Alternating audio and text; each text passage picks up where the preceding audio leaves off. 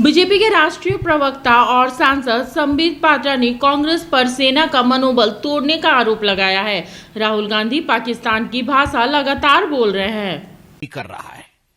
वैसे में मुझे दुख होता है कि कुछ ऐसी पॉलिटिकल पार्टी हैं, खास करके कांग्रेस, जिन्होंने आरंभ में तो कहा कि हम देश के साथ खड़े हैं, हम सरकार के साथ खड़े हैं, मगर कदाचित एक दिन भी ये सरकार के साथ और हिंदुस्तान के साथ, भारत के साथ खड़े नहीं थे।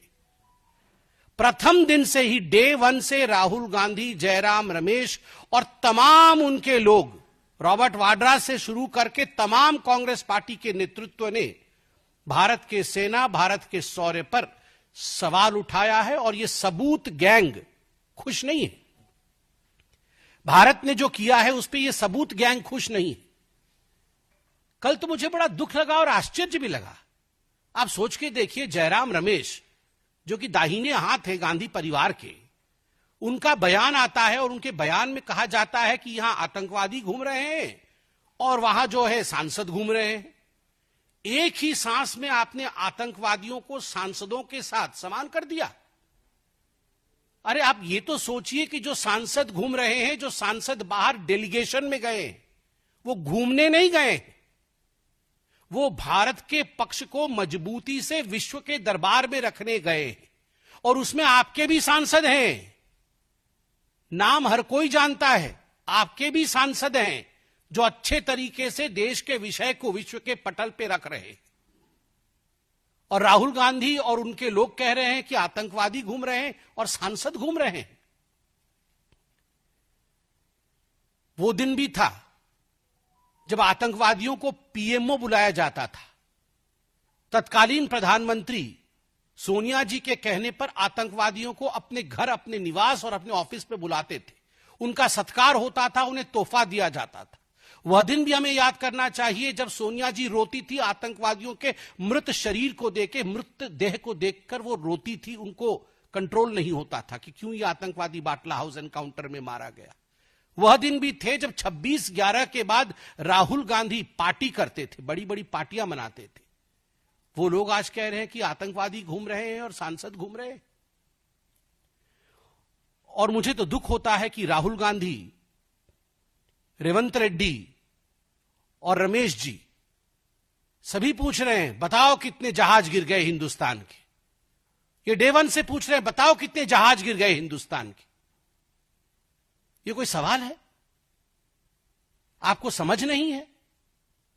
भारतवर्ष ने, भारत की सेना ने 9 आतंकवादी अड्डों को ध्वस्त किया। सैटेलाइट इमेज दिखाया गया। बकायदा डीजीएमओ ने जब प्रेस कॉन्फ्रेंस किया तो तथ्य रखे गए, इमेजेस दिखाए गए।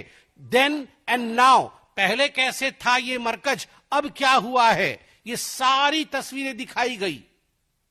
जब 11 एयरबेस ध्वस्त किए गए पाकिस्तान के, तो तमाम एयरबेसेस की एक एक तस्वीर, कहां पर क्या, कहां डोम गिरा, कहां पर उनके हवाई जहाज उड़ गए, कहां पर रीफ्यूएलिंग सेंटर उनका ध्वस्त हुआ, कहां उनकी हवाई पट्टी ध्वस्त हुई, वो सारी तस्वीरें आपके सामने रखा गया, बकायदा एक सबूत के रूप में। अगर जहाज गिरता है तो उसका रैकेज होता है, मलबा होता है। अगर जहाज गिरती है तो उसका सैटेलाइट इमेज होता है। अगर जहाज गिरता है तो अंतर्राष्ट्रीय जगत में हलचल होती है और अंतर्राष्ट्रीय जगत के एक्सपर्ट्स भी इस पर कमेंट करते हैं, टिप्पणी करते हैं, सबूत प्रस्तुत करते हैं।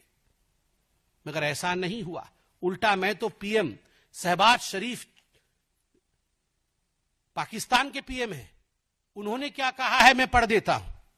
वो कहते हैं, कोट, हमने 9 और 10 मई की रात को भारतीय सेना को जवाब देने के लिए हमला करने का फैसला लिया, लेकिन उससे पहले कि भारत के ब्रह्मोस मिसाइलों से पाकिस्तान सैन्य ठिकानों पर हमला कर दिया।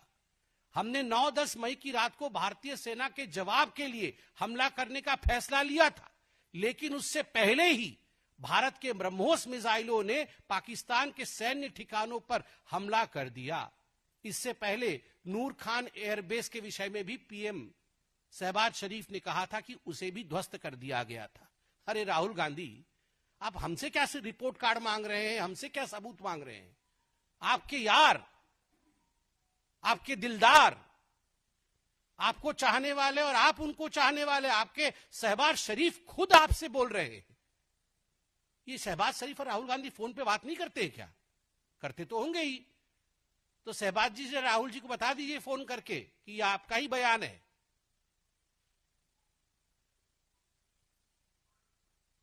राहुल पूछो और देखिए,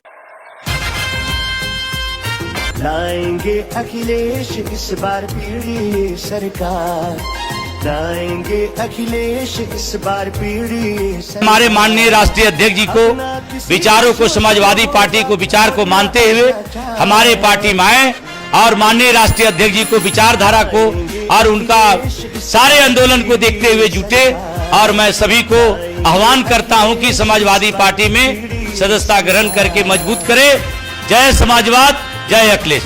आइए समाजवाद से जुड़िए, समाजवादी बनिए।